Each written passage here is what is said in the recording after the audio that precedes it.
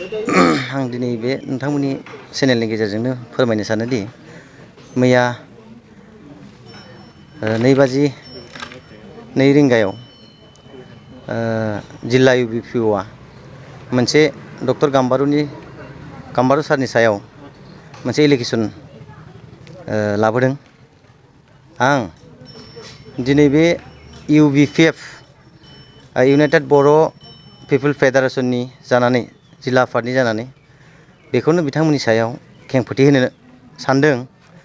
बिथांमोना जे डक्टर गाम्बारुखौ बिथांमोना मोनसे सिटल कम्पानिनि फार्स्ट पार्सनलि माने सिटल कम्पानिनि एन्टारप्राइजनि सायाव मोनसे एलिगेसन लाबोबाय थादों। बे एलिगेसननि सायाव CM भिजिलेन्स होनाय जादों गभर्नमेन्टआ। बे CM भिजिलेन्स गभर्नमेन्टआ होनायनि एगेन्स्टै 15 सेप्तेम्बराव बिथांनि न'आव थांनानै सिग्रोमहैदों। बिथांनि न'आव थांनानै सिग्रोमहैनायाव भिजिलेन्सआ जेबो एभिडेन्स मोनाखै। बे मोनैनि जाहोनाव आं बेखौसो खावलायनो नागिरदों, बिथां जिल्ला UBPOनि माखासे दैदेनगिरि बिथांमोना जे मानो डक्टर गाम्बारुनि सायाव आबुल थाबुल बखिनानै माखासे पलिटिकेल षड़यन्त्र लानानै बिथांखौ पलिटिकेलि मार्डार खालामनो थाखाय मानो हास्थायबाय थादों, आं बेखौसो बिथांमोनाव सोंनो नागिरदों। दा बिथांखौ पलिटिकेलि षड़यन्त्र खालामनानै बिथांनि जिथुनाखि मावनाय, बिथांनिखि आदब खायदाजों मावनाय बर' हारिनि थाखाय मावनायखौ पलिटिकेल मार्डार खालामनायनि जाहोना बेनोदि बिथांमोना BKWSCखौ माने UBPOआ थोंजोङै माने सालायबाय थानायखौ जों नुनो मोनदों। बिथांमोनहा जे बुंदों डक्टर गाम्बारु सारखौ 140 कोटि आरो गेजेराव बिसोर बिदिबो बुंनो हमो 70 कोटिनि बिथाङा मामला दङ, केस मामला दङ। दिनै मोनसे एलिगेसनाव मोनसे जोंनि BKWSC कसारि काउन्सिलाव बिथांमोना इन्टारिम काउन्सिलाव 13 कोटि 50 लाखल' लाबोनो हादों। बोरै डक्टर गाम्बारु सारा 70 कोटिनि मामला बोरै फैनो हाखो? दिनै बेबो जोंनि मोनसे सोंथि सोंलु। आं बिथांमोनखौ ओरैनो सा साज्रां माखासे खोथाफोरखौ मिथिया हसिया बिथांमोना जे डक्टर गाम्बारु सारा 70 कोटिनि बिथांमोना केलेंकारि दं, 140 कोटिनि माने बिथाङा माने गावनि राइटिं पिडआव लिरनानै माखासे कम्पानिनिफ्राय सुबिदा आदाय खालामदों होननायफ्रा बे मिसा। बे ओरैनो कमेन्टमेन्टसो होदोंमोन बिथांखौ जे BTRनि बाहेराव माखासे स्किमफोरखौ नोंथांमोना सुजुग सुबिदा लानो हायो होननानै मोनसे स्किमसो मोनसे एनाउन्स होदोंमोन।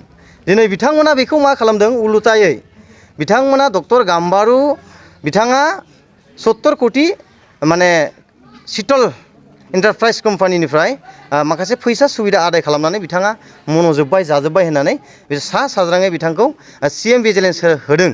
नाथाय CM भिजिलेन्सआ बिथांनि न'आव थांनानै बिजिरनानै मोनबाय जे बेहा जेबो एलिगेसन गैया। जुदि एलिगेसन दंमोनब्ला, दुर्निति दंमोनब्ला बिथाङा दिनैहाय बोरैहाय ब्ला ब्ला ब्ला माने गासैबो गंफ्रोमबो जिल्लायाव UBPF आफादखौ दाफुंनो हाखो? इउनाइटेड बर' पिपल फेडारेसन आफादखौ बोरैहाय रायजोनि सिगाङाव दानो हाखो?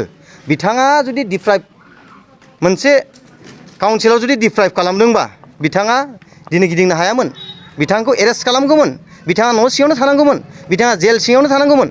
दिनै बिथाङा बिन्दासनो गावनि बर'नि गांनाय उखैनायखौ रायजोनो माखासे फोरमाय होगासिनो दङ। मोनफ्रोमबो जिल्लायाव दिनै आनसलिकखौ लानानै डिस्ट्रिक्टखौ लानानै गासिबो दाफुंजोबनानै होनाय जाबाय आरो फैगौ समाव जोङो जनाय आरो सिलाफोथारखौ दाफुंनानै होनो थांगासिनो दङ। बेयावबो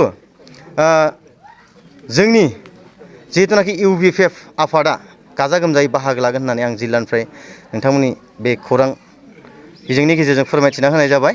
आरो बिथांमोना जे UBPOआ आं आरो गलेयै खेबसे बुंबावनोसो लुबैबाय, बिथांमोना मानो जोंखौ जों अस्त्रधारि आफाद नङाना, जों मोनसे समाजनि गणतन्त्र मुगायाव बयहाबो रायजोखौ सिबिनो थाखाय बयहाबो मोन्थाय दङ।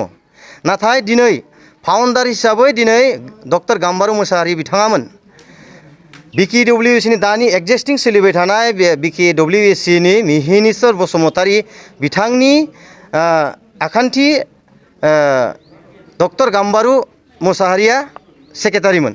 बे सेक्रेटारि बिथां फाउन्डारखौ दिनै माने फिसा फिसा इसुनि थाखाय माने एरख'नानै होनो मोनखो? जाहोना मा? जाहोन नागिरनानै मोनाखै बिथांमोना। दिनै जाहोना मा जादों?